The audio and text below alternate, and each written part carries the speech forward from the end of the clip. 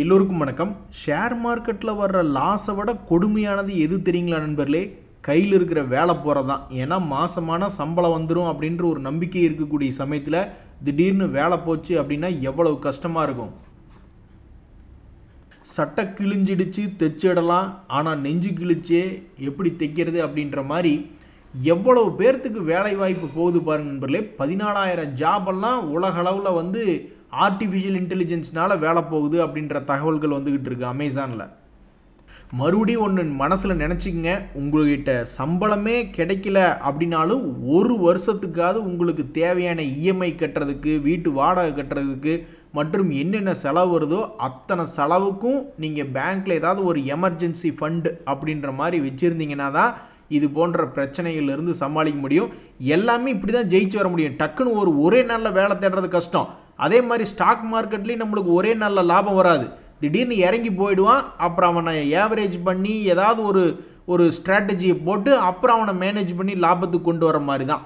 ஒரே நாளில் வேலை கிடைக்காது. ஒரு 2-3 மாதத்தில் கூட வேலை கிடைக்கலாம். அப்போ அது வரைக்கும் நீங்கள் மேனேஜ் பண்ணணுன்னா கையில் பணம், அந்த எமர்ஜென்சி ஃபண்ட் என்பது இருக்கணும். கண்டிப்பாக ஹெல்த் இன்சூரன்ஸ் போட்டிருக்கணும், கண்டிப்பாக லைஃப் இன்சூரன்ஸ் போட்டிருக்கணும், கண்டிப்பாக வெஹிக்கிள் இன்சூரன்ஸ் எடுத்துருக்கணும். இதெல்லாம் பேசிக் திங். இதை பண்ணிட்டா நீ வேலையை விட்டு தூக்குனா என்ன, தூக்காட்டி எனக்கு என்னடா அப்படின்ற மாதிரி ஒரு மாதிரி மனசுக்கு தைரியமாக இருக்கலாம். நண்பர்களே, இன்றைக்கி நிஃப்டியை பொறுத்த வரைக்கும் 100 பாயிண்ட் ப்ளஸில் ட்ரேட் ஆகிட்டு இருக்கும் பொழுது மிக மிக முக்கியமான ஒரு செய்தி அப்படின்றது மார்க்கெட்டில் வந்திருக்கு. இது ரொம்பவுமே முக்கியமான செய்தி. ஏன்னா எஃப்ஐஐஸை விட நம்ம ஆளுங்க டிஐஸ் தான் இப்போ அதிகமான பணத்தை மேனேஜ் பண்ணிக்கிட்டு இருக்காங்க. ஆனால் 10,000 கோடி அப்படின்றது மேனேஜ் பண்ணிக்கிட்டு இருக்கீங்கள, நீ 1% சார்ஜ் போட்டிங்கன்னா கம்மியாக வரும். இப்போவே ஆல்ரெடி நீ எஃப்ஐஸே பீட் பண்ணி 50 லட்சம் கோடின்னு க்ரோ ஆயிடுச்சு மார்க்கெட் வேல்யூ. எதிர்காலத்தில் 4 மடங்கு 5 மடங்கு க்ரோ ஆகுதுன்னா கிட்டத்தட்ட அது 2 லட்சம் கோடி 5 லட்சம் கோடின்னு அது பாட்டுக்கு வளர்ந்துக்கிட்டே போயிடும். டிஐஸ் கையில் இருக்கக்கூடிய ஸ்டாக் மார்க்கெட்டில் போட்ட பணம் என்பது. அப்போ செபி என்ன பண்ணுது, இறுக்கி பிடிக்குது. மியூச்சுவல் ஃபண்டுகளை பார்த்து அது ஒரு ப்ரொப்போசல் என்ன பண்ணுறாங்க அப்படின்னு பார்த்தீங்கன்னா, உங்களுக்கு வரக்கூடிய சார்ஜஸ், ஒரு உதாரணத்துக்கு புரோக்கரேஜ் போன்ற பல்வேறு சார்ஜஸ்ன்னு வருதுன்னு வச்சிங்களேன். உங்கள்கிட்ட ஃபுல் டிரான்ஸ்பரன்சி, உங்கள்கிட்ட வந்து ஒரு டோட்டல் எக்ஸ்பென்ஸ், இந்த ஃபண்டை நடத்துறதுக்கு உங்கள்கிட்ட நான் ஒரு 0.25% சார்ஜ் பண்ணுறோம் அப்படின்னு ஏதாவது ஒரு மியூச்சுவல் ஃபண்டு சொல்லும்பொழுது அது கம்ப்ளீட் டிரான்ஸ்பரன்சியாக வந்துடணும். ஸோ எக்ஸ்பென்ஸ் ரேஷியோ வந்து மியூச்சுவல் ஃபண்டுகள் குறைக்கும் பொழுது அது முதலீட்டாளர்கள் பணத்தை போடும் பொழுது அவங்களுடைய இன்வெஸ்ட்மெண்ட் காஸ்ட் என்பது குறைகிறது. எனக்கு தெரிஞ்சே மியூச்சுவல் ஃபண்டுகளில் 4-5 கோடி பணம் போட்டிருக்கிறவங்களாம் இருக்காங்க. அப்போ மியூச்சுவல் ஃபண்டுகள் கொஞ்சம் சார்ஜுகளை அவங்க போய் ஏதாவது டிரான்சாக்ஷன் பண்ணுறாங்கன்னா அந்த சார்ஜுகளை இந்த மாதிரி எக்ஸ்பென்ஸ் ரேஷியோக்களை கொண்டு வராத பொழுது மொத்த என்ன எக்ஸ்பென்ஸ் மியூச்சுவல் ஃபண்டுகள் நடத்தும் பொழுது ஆகிறது அப்படின்றது ஃபுல் டிரான்ஸ்பரன்சி கொடுத்தீங்கன்னா அதில் இன்வெஸ்ட்மெண்ட் பண்ணுறவங்களுக்கு பெட்டராக இருக்குமே அப்படின்ற மாதிரி ஒரு ப்ரொப்போசல் எடுத்து வச்சுருந்தாங்க. இந்த விஷயம் வெளியே வந்தது தான் தாமதம். இந்த ஹெச்டிஎஃப்சி ஏஎம்சி 5% காலி, Aditya Birla Sun Life AMC அது ஒரு 4.5%. இந்த மாதிரி முக்கியமான ஏஎம்சி கம்பெனிகளுடைய ஷேர் ப்ரைஸ் எல்லாம் கீழே விழுந்துட்டான். எனக்கு நல்லா ஞாபகம் இருக்குது, ஒரு 2-3 வருஷத்துக்கு முன்னாடி இப்படி தான் செபி வந்து ஒரு மீட்டிங் போட்டுக்கிட்டு இருந்தாங்க இவங்களுடைய டோட்டல் எக்ஸ்பென்ஸ் ரேஷியோ பற்றி ஏதோ ஒரு விஷயம் அப்படின்ட்டு. ஆனால் அந்த மீட்டிங்கில் வந்து இதை பற்றி எதுவும் பேசலை, இந்த எக்ஸ்பென்ஸ் ரேஷியோ பற்றி பேசலை. அதுக்கப்புறம் இவனுக்கு ஒரு ஸ்வீட்டாக இனிமையான ஒரு ரேலி கிடச்சிது. நான் ஸ்டாப்பாக பல்வேறு பங்குகள் 2 மடங்கு அதை விடவும் அதிகமாக பயங்கர லாபத்தை கொடுத்துட்டான் ஏஎம்சி கம்பெனி. அதுக்கப்புறம் இப்போ மறுபடியும் இந்த விஷயத்தை வெளியிட்டிருக்காங்க. அதனுடைய ரிசல்ட் என்பது இவங்களுடைய லாபம் கொஞ்சம் குறைபட்டு போகுமோ அப்படின்ற மாதிரி இன்றைக்கி மார்க்கெட்டில் பாவம் எல்லாம் 5% விழுக்காட்டி விட்டாங்க. ஸோ வாழ்க்கையில் பிரச்சனை ஏதாவது ஒரு ரூபத்தில் வரதான் செய்யும் அப்படின்ற மாதிரி ஏறி உச்சாணியில் இருக்கக்கூடிய பங்குகள் என்னைக்காவது ஒரு நாள் கூட கீழே விழுக மாட்டானா நிறைய பேர் நினச்சிக்கிட்டு இருப்பாங்க. இன்றைக்கி அந்த ஏஎம்சி பங்குகள் தொடர்ந்து ஏறிக்கொண்டே இருந்த பங்குகளுக்கு காலை தட்டி விட்ட மாதிரி, என்னடா ஓடிக்கிட்டே இருக்க அப்படின்னு காலுக்கடியில் குச்சியை விட்டு உழுக்காட்டின மாதிரி பாவம் இன்றைக்கெல்லாம் 5% இறங்கியிருக்கு. ஆல்மோஸ்ட் 2023 ஸ்டார்ட் ஆன ரேலி இன்று சிறிது சரிவடைந்ததுக்கு காரணம் இந்த செபியிலிருந்து வந்த எக்ஸ்பென்ஸ் ரேஷியோ சம்மந்தப்பட்ட தகவல் தான். நண்பர்களே, ஷேர் மார்க்கெட்டில் இந்த எஃப்ஐஸ் டிஐஸ் போன்றவங்களுடைய தகவல்களை பார்த்து ட்ரேடிங்கோ அல்லது இன்வெஸ்ட்மெண்ட் பண்ணுறவங்களோ அவங்களுடைய கவனத்திற்கு தான் இது ஒரு மிக முக்கியமான டேட்டா. ஏன்னா அவனுக்கு தான் கிட்டத்தட்ட 10 லட்சம் கோடிக்கு மேலே ஸ்டாக் மார்க்கெட்டில் சரக்கு வச்சு ட்ரேட் பண்ணிக்கிட்டு இருக்காங்க. அப்படி இருக்கக்கூடிய சமயத்தில் இந்த எஃப்ஐஎஸ் விற்கிறத டிஐஸ் எப்படி கேட்ச் பண்ணுறாங்க அப்படின்னு பார்த்தீங்கன்னு வச்சிங்களேன். ஒரு எக்ஸாம்பிளுக்கு ஒரு 5 பங்குகள் எடுத்து பார்த்தீங்கன்னா சோனா பிஎல்டபிள்யூ அப்படின்ற ஒரு பங்கு, இது ஆட்டோமேட்டிவ் ரிலேட்டடான கம்பெனி. ஸோ இப்படி இருக்கக்கூடிய இந்த ஆட்டோ காம்பனன்ட்ஸ் எக்யூப்மெண்ட்ஸ் பங்கு என்ன ஆயிருக்குன்னு பார்த்தீங்கன்னா இப்போ 52 வீக் லோவில் தான் இருக்குது. இதில் என்ன ஒரு மிக முக்கியமான தகவல் என்ன நடந்திருக்குதுன்னா, இவங்க விற்கிறத அவங்க கேட்ச் பண்ணுறாங்க. எஃப்ஐஸ்லாம் தங்களுடைய ஹோல்டிங் பர்சன்டேஜை ஆல்மோஸ்ட் ஒரு 5% பக்கம் குறைச்சிருக்காங்க இந்த பங்கில். அதை அப்படியே நம்ம டிஐஸும் கேட்ச் பண்ணியிருக்காங்க, பப்ளிக்கும் கொஞ்சம் கேட்ச் பண்ணியிருக்காங்க அவங்க செல் பண்ணதை. ஸோ இந்த மாதிரி ஒரு மனசுக்கு கஷ்டமாக தான் இருக்கும். இந்த மாதிரி எஃப்ஐஸ் வந்து பெரிய அளவில் ஸ்டாக்ஸை விற்கும் பொழுது என்னடா விற்கிறாங்க, இது வந்து ப்ராஃபிட் புக்கிங் நடக்கிறது வந்து ஒரு வார்னிங் சைனா, எதுக்கும் எச்சரிக்கையாக இருக்கணுமா அப்படின்ற மாதிரிலாம் மனசுக்கு தோணும். பட்டு அப்புறம் 10 லட்சம் கோடி அந்த 100 லட்சம் கோடி அப்படின்ற மாதிரிலாம் வச்சுருக்காங்கன்னு வச்சுக்கோங்களேன்.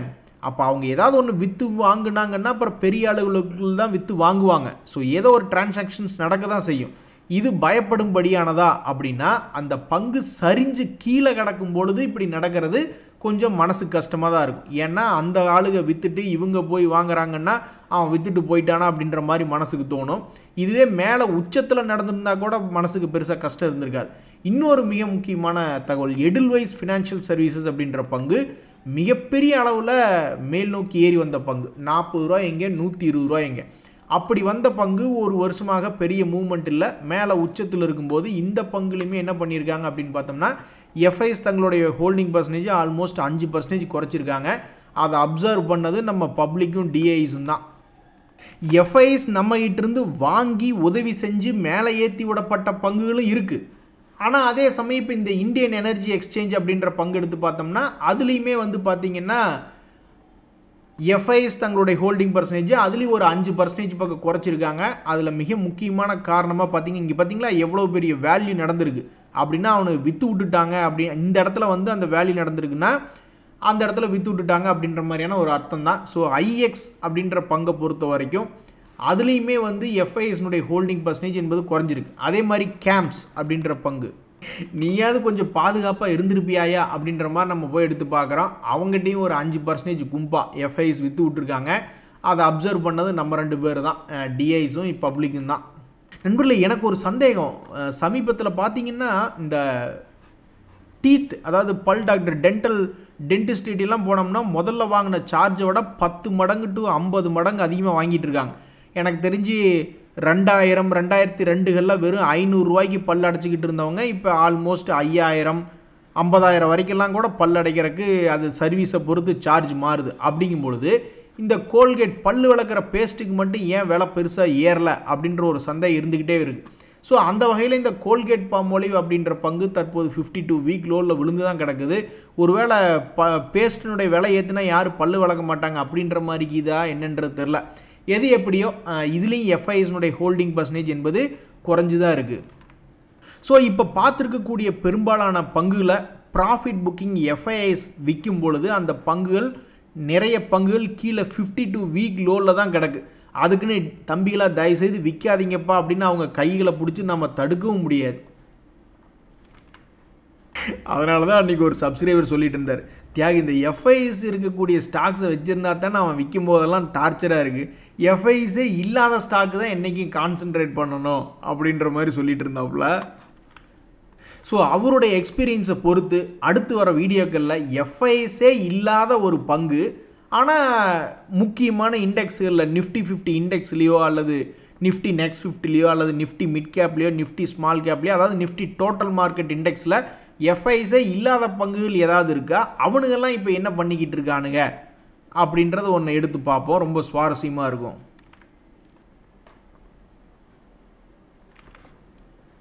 நண்பர்களே, இன்றைக்கி நம்மளுடைய நிஃப்டி 50 இண்டெக்ஸை பொறுத்த வரைக்கும் ஒன்றும் விஷயம் இல்லை. அதானி குரூப் ஸ்டாக்ஸ் தான் சமீபத்தில் நியூஸ் வந்திருந்தது இல்லைங்களா. போன வாரம் இந்த வாஷிங்டன் போஸ்ட்டுக்கு ஒன்றும் மரியாதையே இல்லை.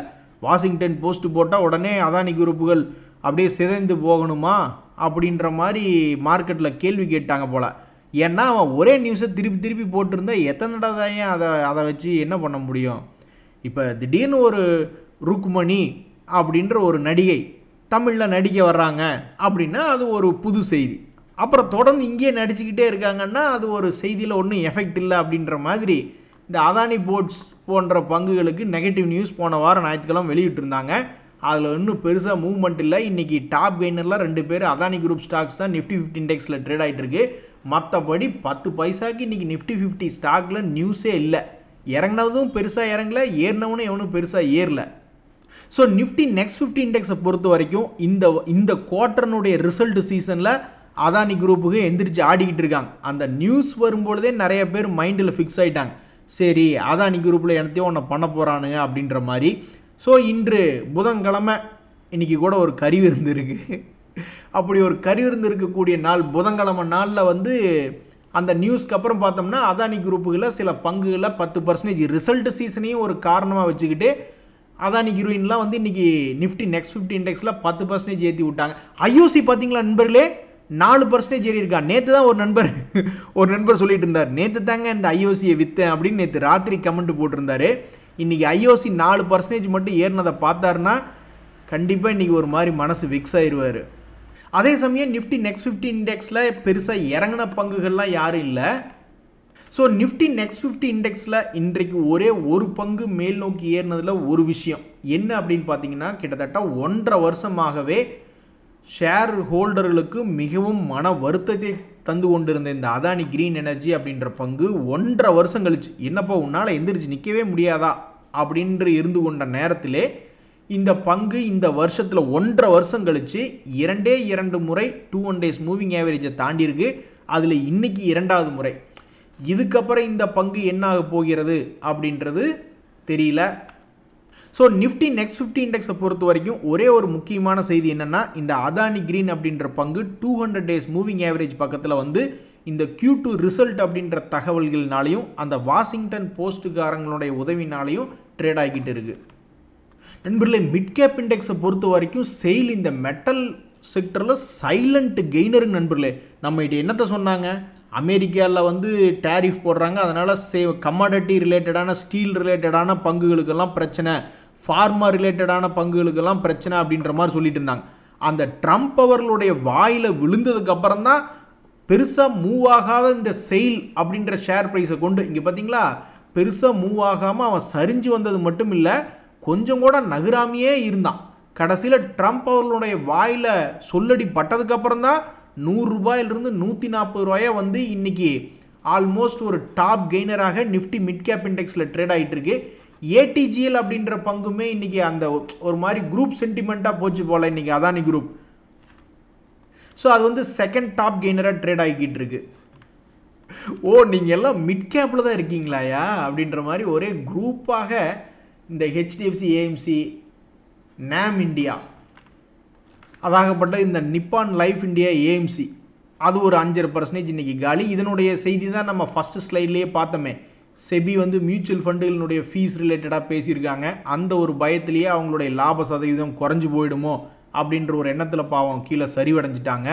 நண்பர்களே, சமீபத்தில் இந்த ப்ளூ டார்ட் எக்ஸ்பிரஸ் அப்படின்ற பங்கு ஒரு கட்டத்தில் மேல் நோக்கி திரும்புவானா இல்லையா அப்படின்ற மாதிரி சில பேர் பார்த்துக்கிட்டு இருந்தாங்க. அந்த சமயத்தில் இந்த பங்கு வந்து ஆல்மோஸ்ட் 52 வீக் லோவில் வந்து ட்ரேட் ஆகிட்டு இருந்தது.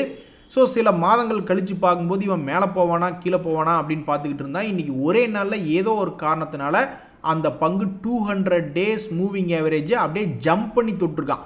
எவ்வளோ தூரம் ஜம்ப் பண்ணியிருப்பாங்க நீங்கள் நினைக்கிறீங்க? 14% ஜம்ப் பண்ணி பிடிச்சிருக்கான். ஸோ இந்த பங்கு வந்து டிரான்ஸ்போர்ட்டில் அதிகமாக மார்ஜின் வச்சு சம்பாதிக்கக்கூடிய பங்கு. இப்போ தான் எல்லாம் இன்ஸ்டாகிராமில் போடுறாங்களே, எல்லாரும் எனக்கு ஆர்டர் கொடுங்க அப்படின்னு அதுலெல்லாம் நிறைய பேர் வந்து கொரியர் பண்ணுறாங்க. ஸோ அந்த கொரியர் ரிலேட்டடான டிரான்ஸ்போர்ட் ரிலேட்டடான இந்த ப்ளூ டாட் அப்படின்ற பங்கு 14% இன்றைக்கி ஏறி இருக்கு. கரிகெஞ்சி இன்று அழைப்பதால் இதற்கு மேல் வீடியோ போட முடியவில்லை நண்பர்களே. எல்லா முக்கிய செய்திகளையும் கவர் பண்ணிவிட்டேன். நன்றி, வணக்கம்.